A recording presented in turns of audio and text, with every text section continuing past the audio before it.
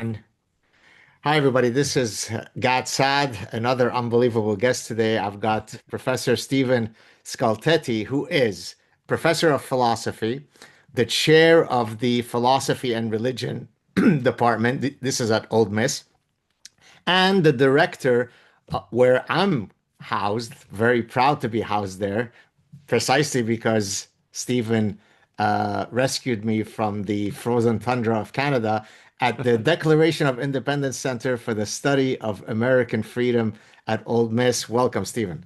Gad, it's great to be here. Thanks for the invitation. I'm looking forward to actually having a conversation with you. This is Uh, terrific. Likewise. So, oftentimes when I've got guests that have a unique area of expertise, I like to flex at how complete my personal library is. So, will you indulge me as I try to cater to some of your research interests? Most Oh, go ahead and wow me. I'm sure I'll be impressed. It's I only picked three, although I could have gone. My personal library in this area is bigger than the three that I'll show you.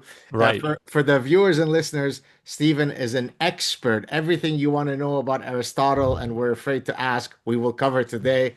So I've got this one. Do you know this lady? Yeah, I do. I haven't read that book, but I know of it. So that's great that you're reading that. Yeah. I read that a couple of years ago in Uh-huh. Portugal. Then this is not uh, Aristotle, but it's certainly within the genre. How to Think Like a Roman Emperor. Right? Yeah. Donald Robertson, who is actually a very interesting guy. He's been on my show and I've been on his. He's a Yeah. gentleman who applies, he's a therapist. He applies cognitive behavior theory, which is very much related to Stoicism. And so he wrote this book. So there, and you're ready now. This one has to wow you. Franklin Library. Look at this. Okay. The Dialogues of Plato. There we go. Selected dialogues of Plato. All right. Select. Good. Am I doing Good. okay? Do I get maybe like an A minus, Professor?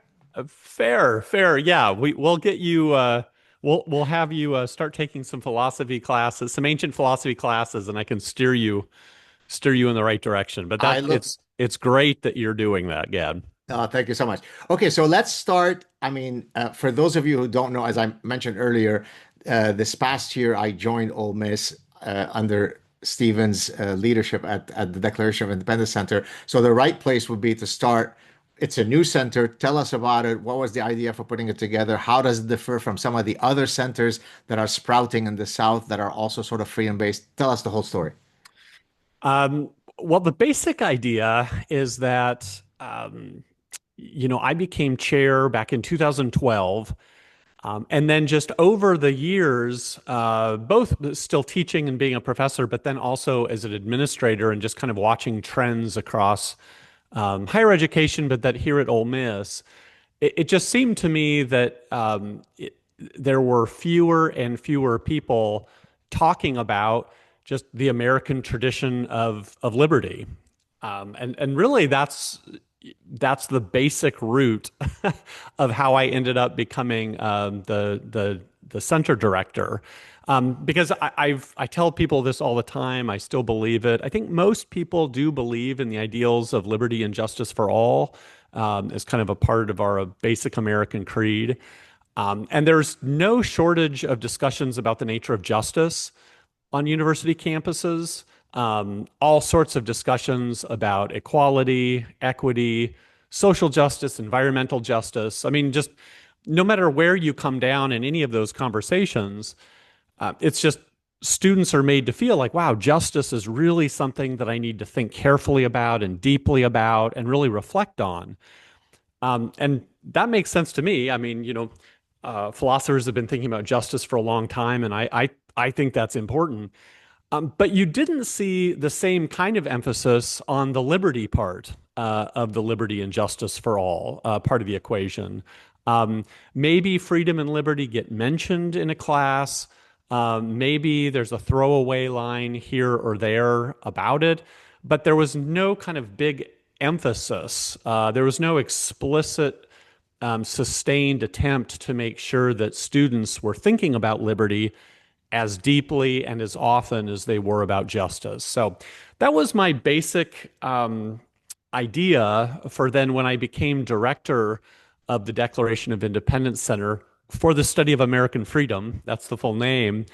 I took it as my main aim was just to offer a new opportunity here on the University of Mississippi campus that wasn't there before, to make sure that students had opportunities to think about the complexity and the depth and the legacy of our kind of American notion of freedom. And so everything we do is kind of aimed at that, although then there are reverberations outward from that. But that was the main idea that got me started. So pedagogically, there are several programs that are under the rubric of the center, one of which is, as I understand it, the first major in freedom studies. Tell us a bit about that. How many people signed up originally? How is it growing? Hopefully, it is growing and will continue to grow. Tell us a bit about that. Yeah, well, and maybe this is a way I can answer the second question you asked, which I neglected in my first response. Um, so it is distinctive, I think, of our program that we really are trying to focus on the freedom side and the liberty side, and in a kind of unapologetic way. There are a lot of other centers around the country who are emphasizing a renewal of civic education and civic thought, which I think is, fantastic. We definitely need to be doing that. But the Declaration of Independence Center wants to promote civics, but it is more unapologetic in terms of just saying, the ideal of freedom that's part of civic thought is a good thing. It really should be conserved. It's okay to value it and to make sure you focus on that because it's good. In the same way that in environmental studies program, there's an unapologetic embrace of the idea that the environment is a good thing, that it should be sustained, it should be investigated. So we're not just sort of looking at generic civic thought, but really trying to stick up for the idea that freedom and liberty is a good thing. So anyway, programmatically, we then offer a freedom studies minor, which is an interdisciplinary minor that takes classes from a bunch of different disciplines. But then the Declaration Center also staffs some freedom studies courses that we offer as part of that minor. When we first started offering classes, let's see, I guess that was 4 semesters ago now, we had 26 students sign up at first. Then the next semester we did it, we had 65 students sign up. And then the third semester, we had 135 students sign Wow. up. And then I believe this semester, we're around 150 students signed up for those freedom studies classes. And then I believe now we've got about 35 freedom studies minors. And we equally have about 30 scholarship students in our Freedom Studies Scholars Program. So just within 3 to 4 semesters, we've come a very long way very quickly. And I'm proud of that. I'm also a little intimidated by it because I've done all that growth without too much advertising yet. A lot of the way we've made our mark is just by word of mouth, by grabbing students from classes that we think would be interested in this, from visiting some of the student groups on campus. But we really haven't made a sustained effort to advertise, to get the word out about what we're doing. And once we start doing that, I'm sure we're going to have far more students than the ones that have found their way to us already. From the limited data that you have so far since the couple of years since the center was founded, do you have a sense of some of the key demographic predictors of the students that are likely to sign up? So, example, without knowing anything, I might say, oh, if I'm a student in political science or history or pre-law, I'm more likely to be interested in some of the Mhm. issues that would come up in the center. Is Yeah. that true, or do you get someone who's in pre-med and engineering and pure mathematics that's saying, wait a minute, I want to be involved in this? Yeah, no, there are a few students like that. I think right now most of our students, there's kind of three main buckets, I would say. First bucket is students who are in the kind of traditional liberal arts. So they're history majors or philosophy majors or English majors. And they're interested in different aspects of the American founding from a kind of a liberal arts perspective. Then I'd say another good third of our students are maybe in the business world, and they're interested in entrepreneurialism and that side of things. And I think the other bucket then are people in who are planning to go into law school and who are maybe pre-law and really interested in policy. And maybe a life in government service in some way. But the other predictor, I think, beyond that is most of our students are conservative philosophically, and I think of the center also as being okay with that. I mean, the word conservative is big tent. A lot of things can happen in there. But I think most of our students like the idea that the American founding was a good thing and that there are elements in there that need to be conserved. And it's okay to think that and to believe that. And that does make the students, the students realize that that's something maybe unique about them or an attribute about them that differentiates them from other people who might think that the American founding was good at its time and place, but it served its purpose, and society has evolved beyond any things like constitutionalism or separation of powers and all of that. One more question about demographics, then I want to drill down on the concept of freedom. Yeah. Uh, I'm assuming there is a sex bias in that the students so far are much more skewed to being male than female. hmm Yeah, right now, that's right. About 75% of our students, I would say, are male. About 25% are female. Um, and that really does leap out at me all the time because the student body here at Ole Miss now is, I think, 65% female and 35% male. So the population at large here on our campus is, kind of decidedly female. But in our freedom studies classes and in our freedom studies minor, I think most of a disproportionate amount of the interest has come from males. I do think that'll change um, as word gets out about what we're doing, and people kind of look into the specifics of what we're doing instead of just going like kind of a vague impression um, of it. But anyway, we'll work on that as time goes along. Right now, I mean, most of your sort of pedagogic related answers have been geared towards undergrads, although I know that when I've come to Ole Miss, I've interacted with some postdocs and so on. Is Yeah. there a desire to expand the pedagogic scope of the Freedom Center to include, a master's in freedom studies, a PhD focus on freedom studies, and so on? Yeah, maybe. I tend to be of the opinion I'm a traditionalist in a lot of ways. And I'm really a fan of the major disciplines that have evolved, over centuries of if not millennia of thought. So I'm a big fan of, philosophy, history, English, political theory, and things that have I really think it's best to get students who are committed to one of these main disciplines, but then be a resource, a unique resource for anyone whose research ends up kind of getting into one of these themes and ideas that go into either the American founding or the idea of American liberty in particular as part of that. So I'm not sure about this. My thoughts might change over time.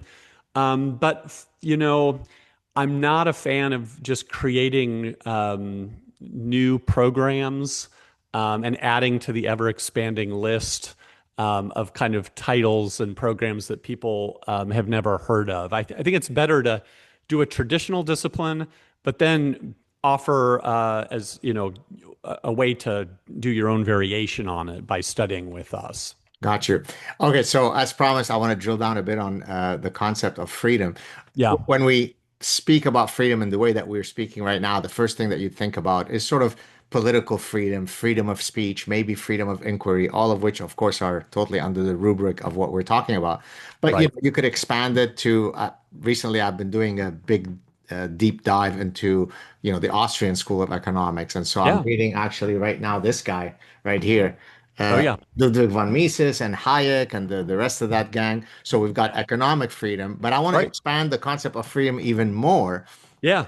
And let's see what you think about that. So, in chapter one of The Parasitic Mind, where I argue that my two fundamental ideals in life are truth and freedom, I make the point that when I use the term freedom, it goes beyond that which we're talking about right now. So, for example, Right. when I used to be a soccer player, I used to play the number 10 position because I didn't want to be geographically constrained. I Mm. needed the freedom to be able to move around the field so that I can find those creative spaces in order to create, to be a playmaker.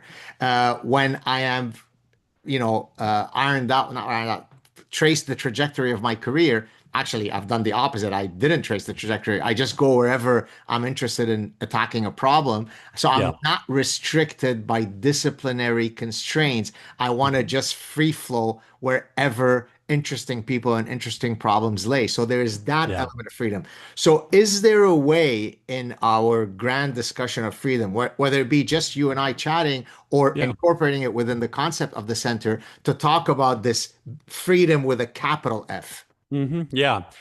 Um, yeah, here I'll give you kind of my take on this. I think of freedom as really being grounded in sort of three different enterprises, or maybe three different ways of life, or three kind of approaches to the human condition.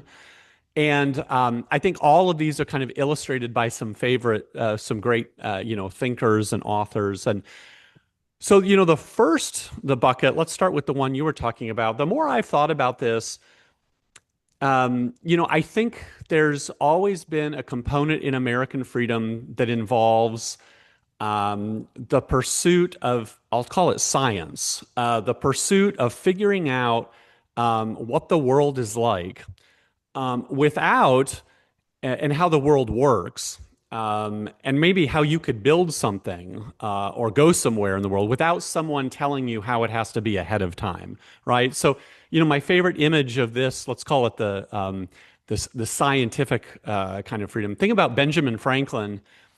I just love the image of him out in a thunderstorm, flying a kite with a key on it. I mean, that's just like a deeply American kind of idea. Some guy out there just tinkering around. No one's going to tell him what to do, and he wants to know how the world works. He's not going to follow sort of instructions ahead of time. Like he wants to be able to figure out how the world works on his own terms, taking reality seriously, trying to be scientific, and trying to be responsive, to the world as you find it. So, and if you're that kind of a person, you're going to say things like, "Look, the scientists need to be let the scientists be scientific," and also just I think of people in the entrepreneurial world like this too. Look, you've got to figure out how the business world works. You've got to see if your company has what it takes. Don't plan ahead of time. Don't tell me ahead of time what that's going to look like.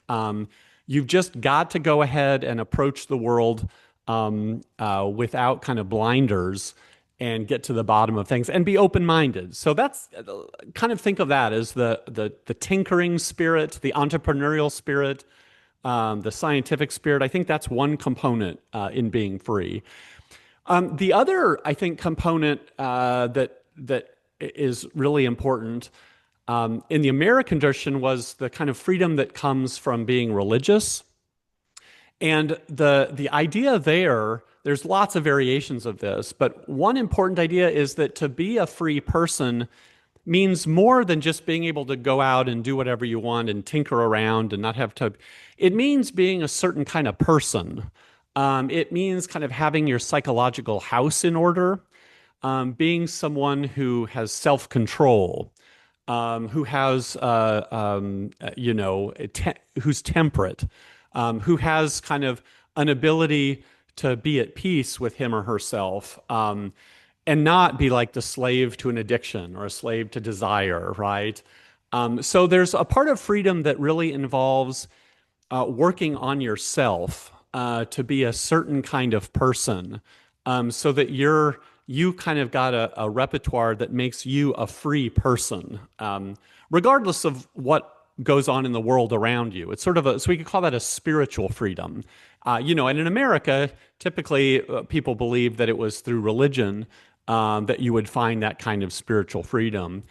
And then the third kind of bucket, I think, and it's related to those first two, but the third kind of bucket is a firm belief that government authority is something that's needed, but that you should be skeptical of, and that always needs to be held accountable.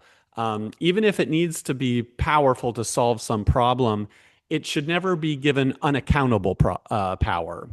It should never be given despotic power.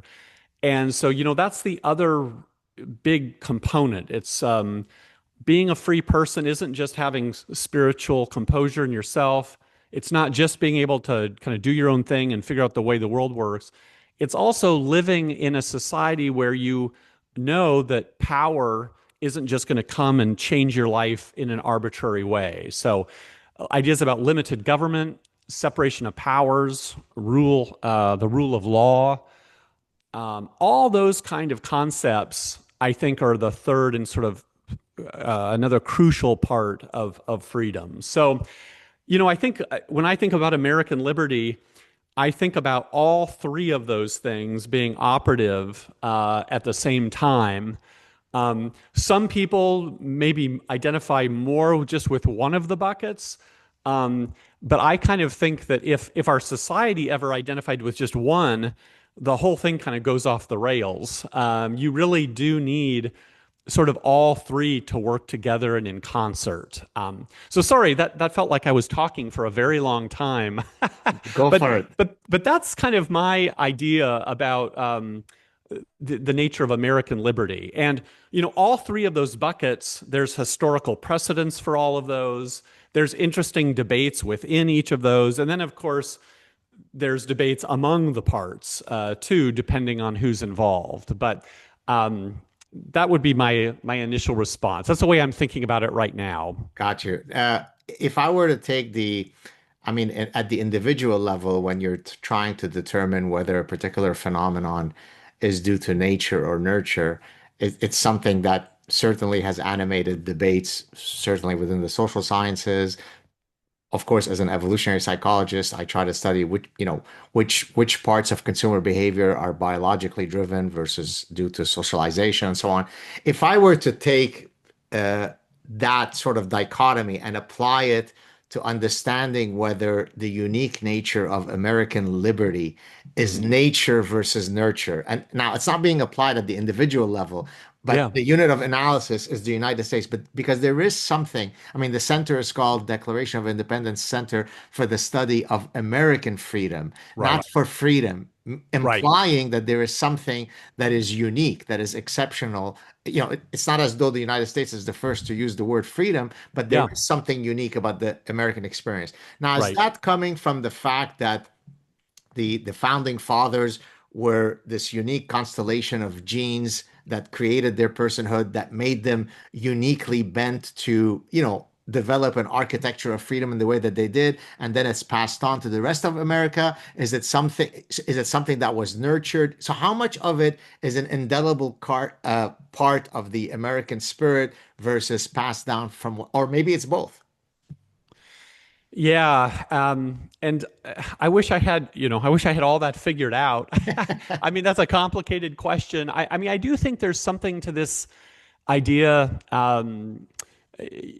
Machiavelli talks about this, but he's not the only one who thinks that the early founding period of a given society and political society is plays an outsized importance for the rest of the history of that civilization and culture. Because in that basic founding, there's a number of dynamics that get set up, which even though the society may change, it can improve. Maybe it could do things that were erroneous. The basic set of conceptual relationships and the basic set of forces at play ends up kind of getting enshrined in a certain way. So I think there is a way in which the American nature, the essence of America, the American mind, it really was forged, I think, in those the early experience of the settlers, and then in the 18th century, when you had the Declaration and the Constitution written, which in some ways just settled the traditions that had already been developing. And enunciated and kind of put them in a conceptual framework then that could kind of carry on.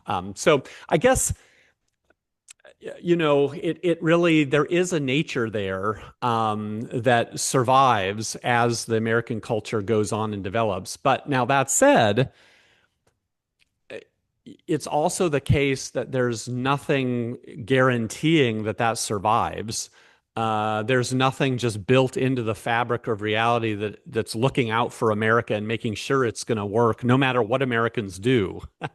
So, that nature, while there, does need to be nurtured. Yeah, And I for guess maybe sure. that's a way of thinking about the importance of education in the ideals and traditions of your own nation is, you there is some stuff you can take for granted, but there's also some things you self-consciously have to nurture to make sure that that tradition stays healthy and flourishing, and people understand it in a deep way rather than just kind of a superficial way.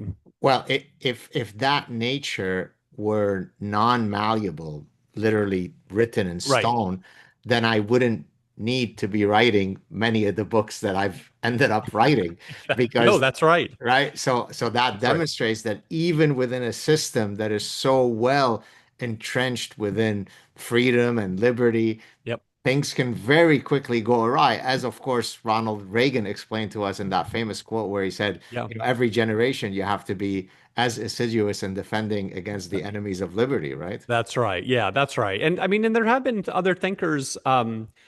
Now, I don't personally agree with this, but there have been thinkers who at least have started with that insight and thought, that's why you need to kind of rip up the status quo every so often and sort of go back and recall the founding principles that started the whole thing. So Jefferson actually, thought it'd be okay to just have a new constitutional convention to rip up the old constitution and have a revolution, a new constitution every whatever it was, 20 years or so. So you can kind of rediscover, the genius that got the whole thing started. And you're not just inheriting things that no longer are tracking, the original ideas. And Machiavelli says this too. Periodically, if a society has become too sclerotic and it's lost its way, and the original thing that was working is kind of long gone, sometimes you do need to revolt and cause a revolution, not to create something brand new, but just to return to the way it got set up, to return to that original nature to begin with, to sort of restart the experiment. Gotcha. So anyway, it does require kind of active involvement to keep something going through time. If someone wanted to do a deep dive, and then after this question, I will pivot into Aristotle and his friends. If someone were to say, "Hey, Professor Skultety, I really want to know about the founding fathers. Who was the brightest of them all? Who was the most Oh man. innovative? Who was the most courageous?" In whichever way you want to answer it, give me the sequence of folks whose biographies I should be reading. How would you answer such a question if I were a student in one of your classes? Oh, brother. That's really tough. Um, well, let me just name kind of three books kind of off the top of my head. I think for students, if they've really never encountered this material before, or they've kind of heard some names but don't have they'd like a little more, and they'd like a kind of a big picture. There's a great book called The Land of Hope by William Maclay that sort of sets out kind of the large sweeping patterns of American history, starting in the founding period, that really kind of help introduce you to the main figures and the main thinkers, and also just the main chapters of American history that give you a sense of kind of how to think about some things. The other book that we teach here in the Declaration Center is Thomas West's book called The Political Theory of the American Founding. That book is more advanced. It's a little more theoretical. It's more kind of detailed and scholarly, but that really carefully goes in to a lot of the political concepts, as well as many of the ethical and moral ideas held by the founders. And so that's another great place to start. But then the third and final is people have got to be reading the Federalist Papers. You just can't underestimate how good they are, how how deep they are, and profound they are in terms of entering this real big debate our country had about whether the Constitution was a good idea or not. That's the thing I think people don't realize is our founders were just, um, as I think I've told you, they're such honey badgers. they're they are throwing themselves to the mat in very dicey, very difficult, very conflict-ridden times, and they're really trying to craft these ideas in the face of stiff and unrelenting opposition. So reading the Federalist Papers is a great way of just kind of reminding yourself of the crucible in which many of those familiar ideas were formed and worked out. So, I don't know if I'm going to pick like a favorite founder or something like that because there's so many people who play so many different roles. Um, but it is remarkable just to read about, there's of course Jefferson and then there's Madison. And then, don't underestimate the importance of Washington and Hamilton as well. So and those people were just very different from one another. Those human beings were not just, cookie cutter versions of one another, and they're all just kind of going around saying the same kind of thing. There's a lot of heat and tension among them, but the dynamic among them really did forge something important and lasting. If I turn the question that I posed to you to me in different contexts, so for example, I've often played, and maybe we'll play it if you'd like, who are the 10 historical figures you'd like to most invite to your Oh man. to your next party? My number one guy, which probably won't surprise you, is Leonardo da Vinci, because I mean, he literally is the Renaissance man. He is the ultimate polymath. He is great at so many things, and so that resonates with me. Or if you were to Mhm. ask me in the ancient world, who's sort of the guy that I imagine, I'd want to be hanging around with. Which, by the way, you did give me some answers when I was last at Ole Miss about why I should really prefer Aristotle to the others. And I think I was sold. But I love Marcus Aurelius because in his own way he was a polymath because Oh yeah. he was an emperor who's doing emperorly things and he's getting bothered when people are coming to see him for his duties as an emperor because he'd rather be sitting and thinking and reading and writing. I thought, Right. wow, that's a cool guy, an emperor who just wants to sit and think and read. So it's Yeah. so when I'm reading oftentimes a biography, Yeah. there is a particular element that draws me to that individual in the way Right. I was drawn to Da Vinci or to Marcus Aurelius. So now Yeah. let's turn to your main man, Aristotle. I loved when we were sitting together at dinner when you shared some of the elements of Aristotle that you thought would resonate with me. You can either replicate that part here for our audience or tell us why you became interested in Aristotle because there's a lot to talk about there. Yeah. Um, I- there are so many great things about Aristotle. There's so many great things and interesting things about ancient thought, medieval thought. I mean, I personally have always just been fascinated by the history of philosophy. I know, some people think that philosophy is more like science, where the most interesting and important philosophy is just the philosophy that's being done kind of in the contemporary edge, the latest breaking philosophy, the new moves. And I think there is something to that. I don't want to denigrate that at all. I mean, I'm certainly not someone who just thinks, oh, we're just always repeating the ideas from the past and it's the same debate over and over again. I don't believe that. The debate does change, the ideas do change.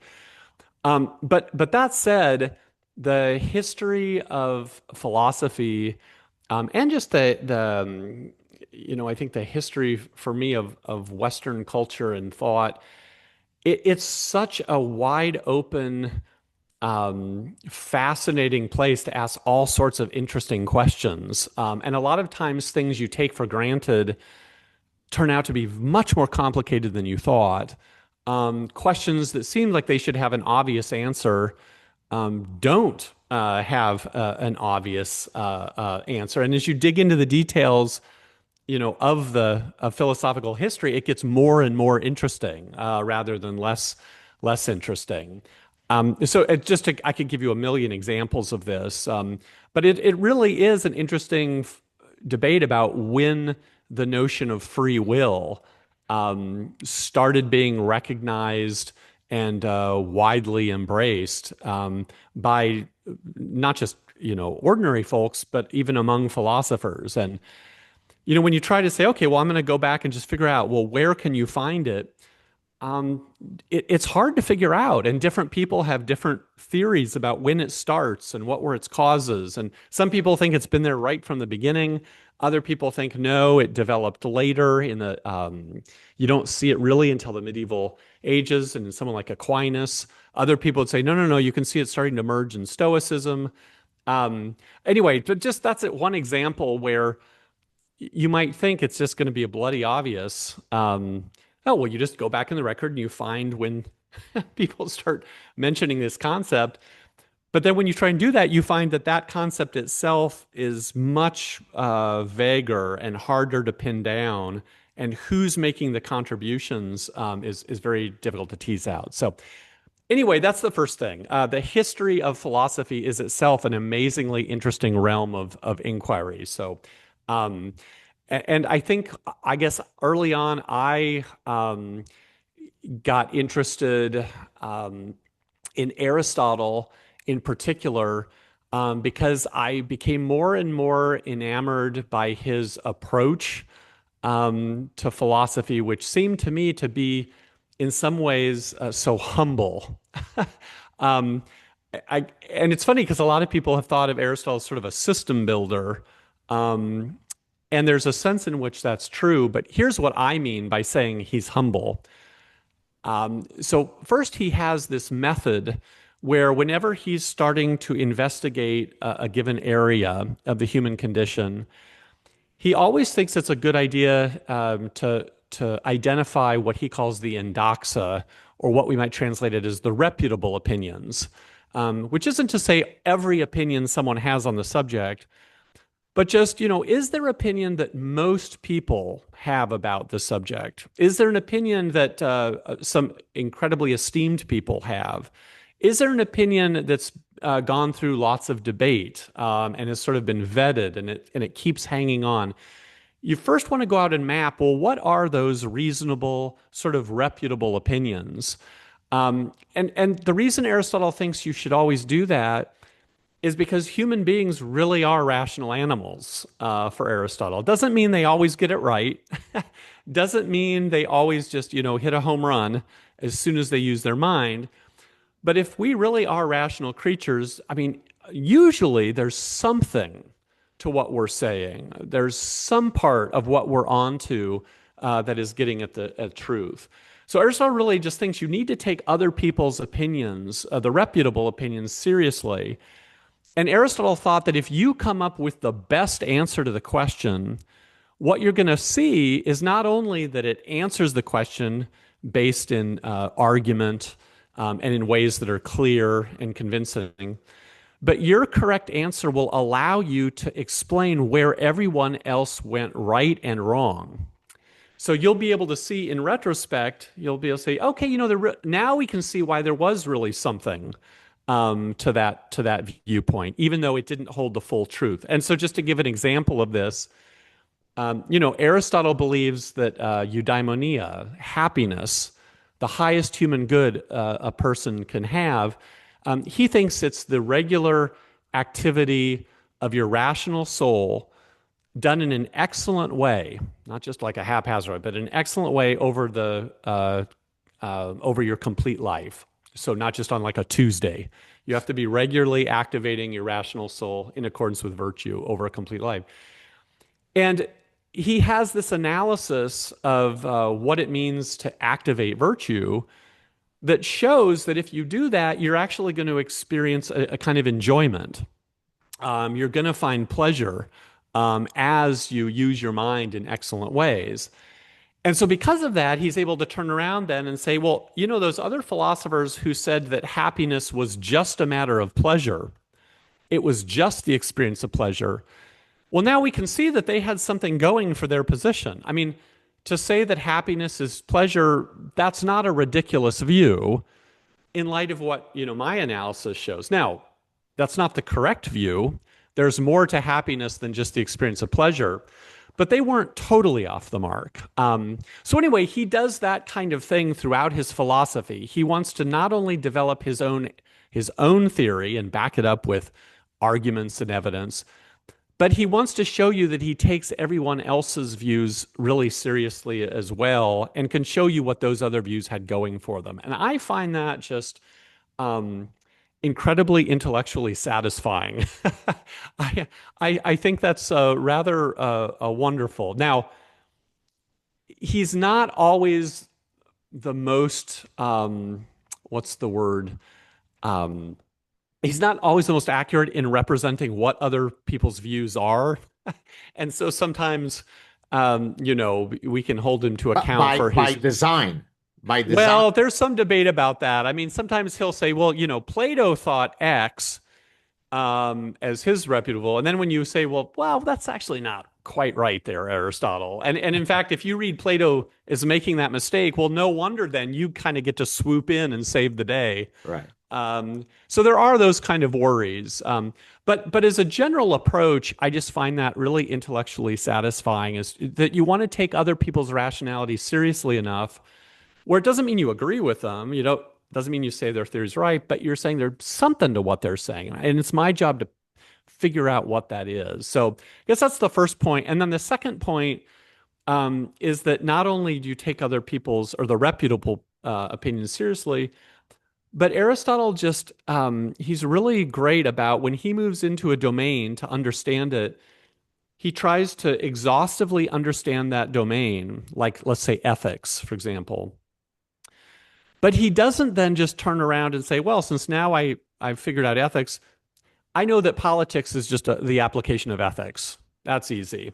He never just takes conclusions from one area and just assumes that then he has the key to a whole bunch of other areas as well. He thinks that you have to move into every area and you just have to build up your knowledge about that area one step at a time.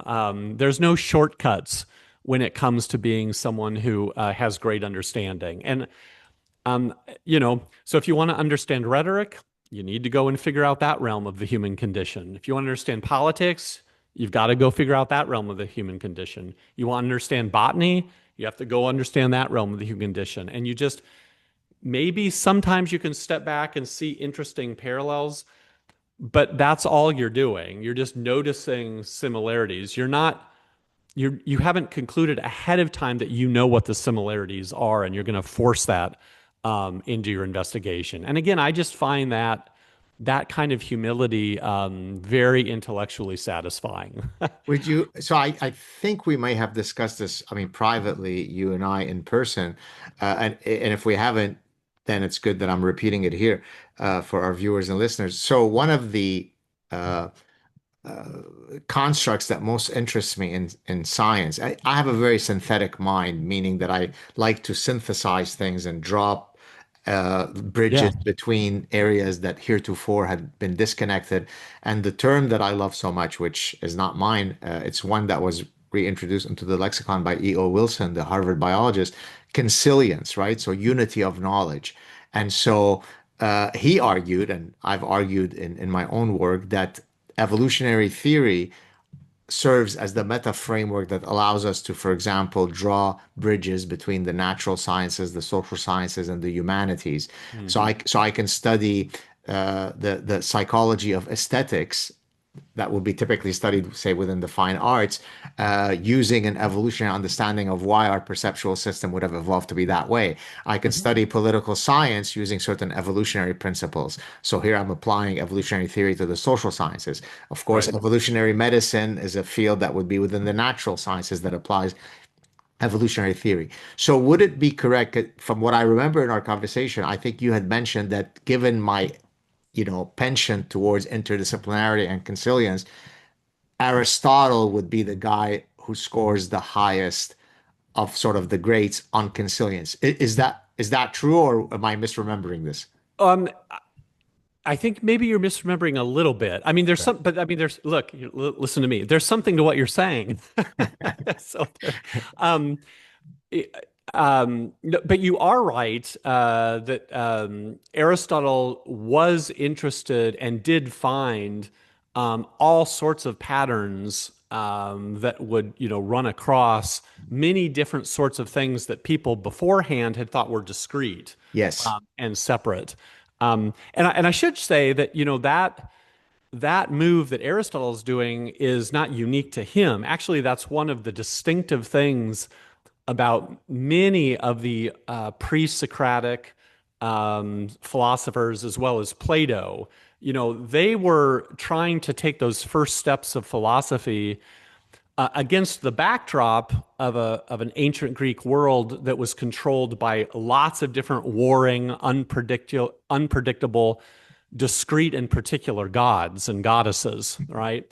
And so, with that kind of Homeric, Hesiotic backdrop, the world is someplace that doesn't admit of a lot of consistency. It's a world in which you can't find some insight from one discipline and then think it's going to apply over here because the place over there is run by a different god who's also unpredictable. There's no kind of system that you could see. And so the very first Western philosopher is usually identified as Thales, and he had this idea that all is water.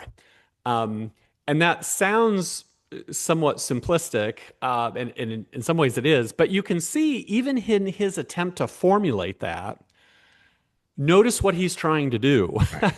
He's trying to find something that would have explanatory power across all these different domains. And it's interesting that his candidate for that is something that you could understand how it could take different shapes. When water's Right. heated up, it turns to gas.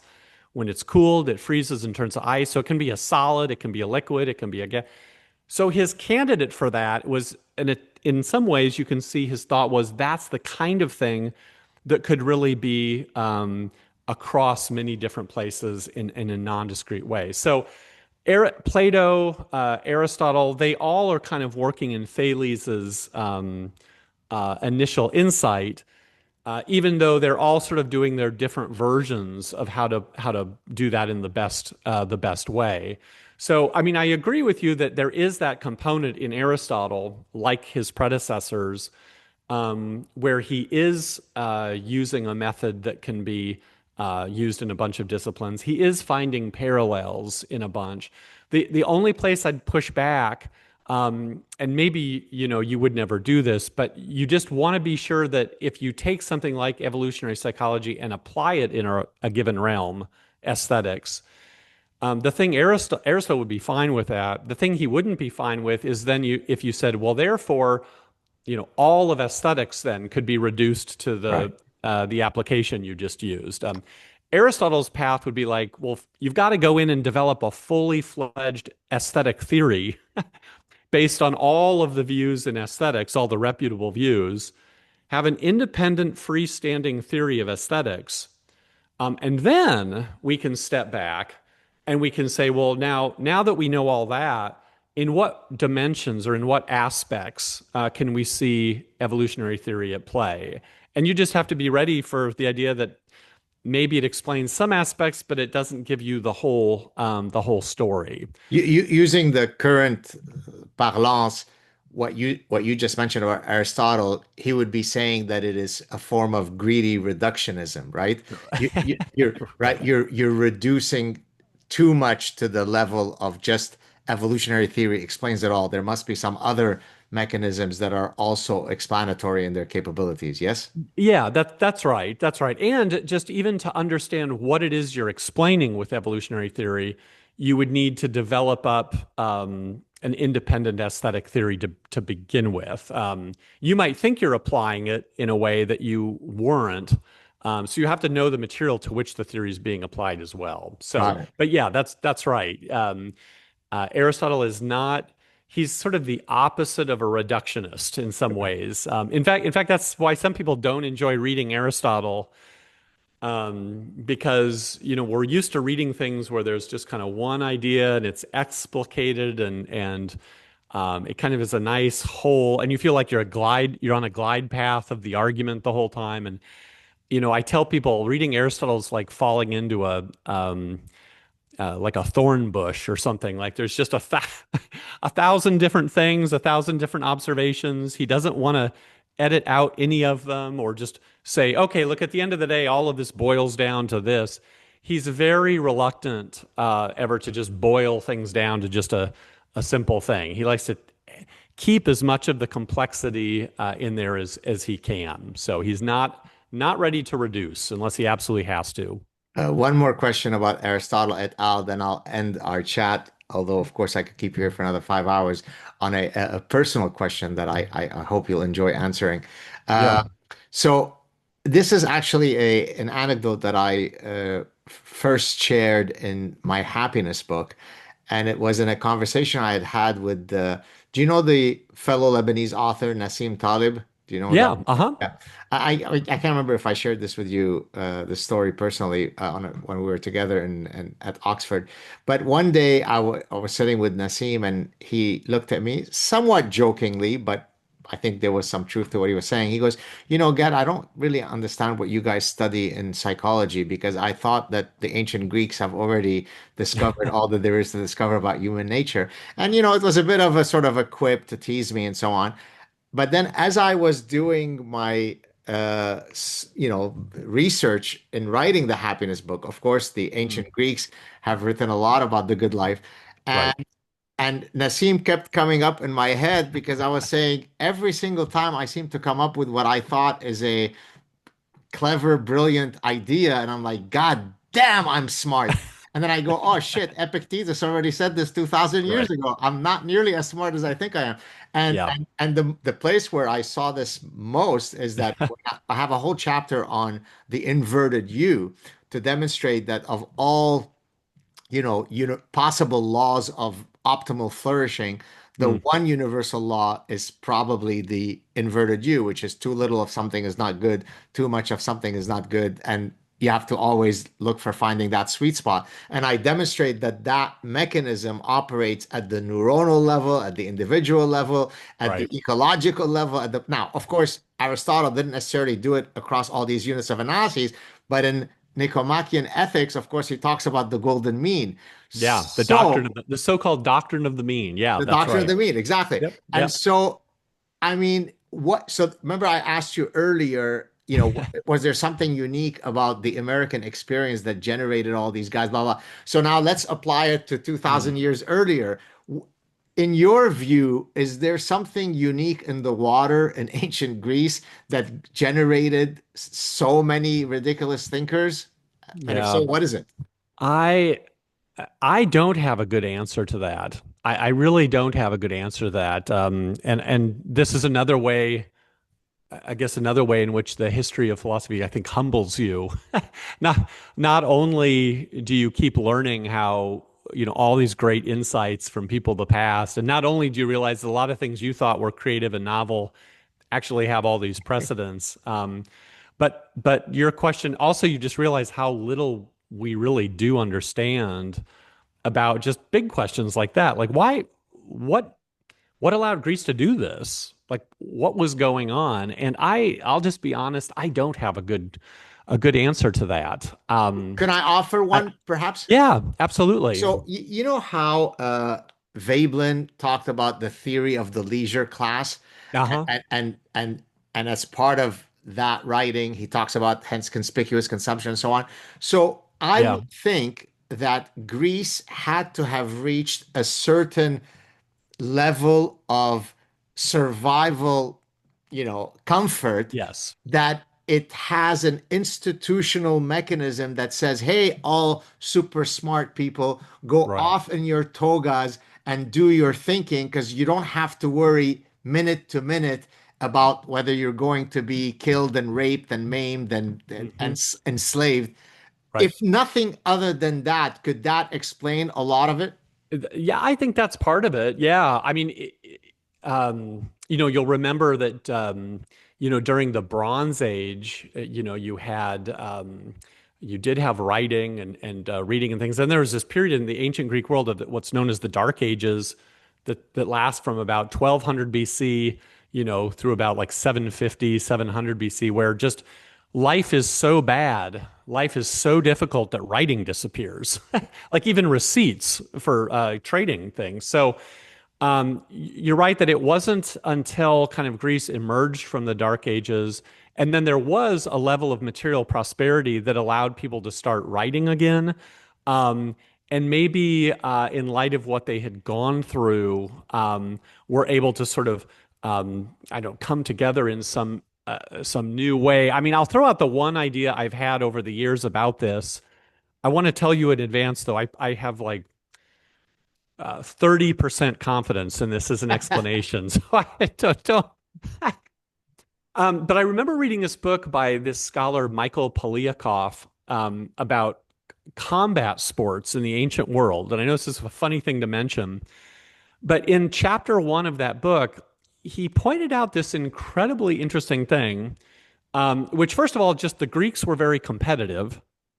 Um, but here's the really interesting thing. He said that, outside of Greece, competitions just weren't a big part of anyone's culture. So, for example, there were other places around the world where people would box, where there were boxing matches. But the way it would be organized is there would just be a festival of boxing. So just everyone, the first guys would come up, they'd box, then they'd get out, then the next guys would box, and then you just watch the boxing all day, and you're like, okay, the festival of boxing. But it was only in Greece where you had this idea of like, well, wait a second, the guys who won the first round, we now need to have them box each other in a second round. And we need the winners from that second round to then box it because we need to figure out who is the best boxer among the group. The original March Madness brackets. That's right. That's exactly right. And Polyakov was suggesting that really was something distinctive in the ancient Greek world, where there was this desire or interest in setting people against each other in competition, so that you could find who was the best at this, that, and the other. And so here's the idea. Maybe first of all, maybe that helps explain why Greece had a lot of economic prosperity, is there was some toleration for people being able to trade and figure out what the best way of doing things is. But it also might have set in motion this dynamic of, well, look, we've got five theories out there about this. Which one is the best theory? And we need to Right. set those theories in conversation and debate with one another to figure out what's the best overall, so we can find an explanation that it is clearly the best one. So I don't know. Maybe that the competitive aspect of ancient Greek culture was sort of part of the secret sauce that led to this explosion of culture, as well as kind of philosophical production, as well as, remember, dramatic production. Right. The poets back then would be in poetry competitions with one another to see who could come out with the best play, and there would actually be judges who voted, and one person would be named the winner. So maybe there's something about that that Very helps interesting. explain the success of ancient Greece. But look, I want to. I, I'm not going to float that as a reductive explanation of it, because I'm not sure. There's probably other things about the way Greeks understood the divine, their theological views, and maybe there's some things just about the physical environment of Greece that play a role too. I'm not sure. Interesting. Do you have time for one last question? Sure, you bet. Okay, so I said that it would be a personal one. I hope I'm not giving too much away. If I talk about your physics background, am I giving something that you don't want to be discussing, or can I talk about that? Oh, that's my. No, it's fine. I mean, I Okay. feel like that's a different life. Yeah, well, because I was gonna. So let me tell you how I'm gonna set this up. I often ask as the last question a question on the psychology of regret, and Yeah, that's because in my previous book on happiness, I have a chapter where I talk about, a life that's well lived is one where hopefully when you look back at your life, you have as few regrets as possible. yeah. And one of my former professors at Cornell was one of the pioneers of the study, the psychology of regret, where although he wasn't the first one to make this point, he certainly is the one who sort of developed the empirical study of regret due to action versus regret due to inaction. Mm, Regret due to action, I regret that I cheated on my wife and now we're divorced. Regret due to inaction, I right. regret that I didn't pursue my career in physics. Oh And yeah. right? Okay. So, and it turns out, Stephen, and this may not surprise you, that over the long run, when you ask people which form of regret do they regret most, usually it's ones due to inaction over action. So if I Yeah. were to flip that question to you, and it doesn't have to be regarding the Yeah. fact that you didn't become a physicist, Yeah. you're still a young man, but what would be your biggest looming regret so far in your life? Oh gosh, Gad. My biggest regret, I let me start. I don't regret, um, just to maybe people don't know my story. Yeah. Why would Yes. they? But Yes. early on, I was very interested in physics, and just didn't really know anything about philosophy. And when I discovered philosophy, it was just I couldn't believe it. It just was incredibly interesting to me. And ever since that moment, I've never had any regrets about going into philosophy. It continues to inspire me and surprise me and be fascinating to me. I guess I do regret not having more time to read and to do research just because I am signed up, to try and make a difference in all of these other ways with my administrative duties. But even that, I don't regret because, as I've been running the Declaration Center, as I've served as the chair of the Department of Philosophy and Religion, I've learned so much more. First of all, just about how organizations work. I was very naive about that. I've also learned a lot about myself. When you kind of put yourself in these situations, you get thrown into things that you never imagined you would, and that Like the brings out founding part fathers. and it brings out parts of your personality you never knew you had. And so it's been a tremendous, learning experience for me. Even though I haven't had as much time to sort of just sit down and contemplate as much as I would have liked. But it's hard. It's a hard question to answer, Gad, because I really don't have a lot of regrets. I seem to be living my Well, life in a way that's where why you're always smiley and I'm happy. That I proves my yeah, point. I feel young at heart still. Life is such an adventure. I never know what's going to happen, and I love keeping an open mind about what the future will bring. So far so good. I guess if we do have a time where I find I have a major regret, uh, that can be the warp and woof of another interview That'd about be great. what happened. Yeah. Let me end with the following, and I because I want it to be recorded. When I first connected with you and with Rankin Sterling, who's the associate director, I didn't know much about Ole Miss. I didn't know much about the center, and every day I wake up, irrespective of how religious I am or not, and say, "Thank God." For Stephen and for Rankin and for Old Miss. I'm so honored and so delighted to be associated with the center. Thank you for having come and gotten me for this wonderful adventure. Come back anytime you'd like. I can't wait to see you again at Oxford. I hope you've enjoyed it as much as I have, and I'll Oh, it's talk to you been soon. great. No, Thank Gad, it's always great to talk with you. And we're going to do so many exciting things I can't wait. down here at the center. We're all really looking forward to it. Thank you so much. Stay on the line so we can say goodbye offline. Thank you so much, Stephen. Anytime. Cheers.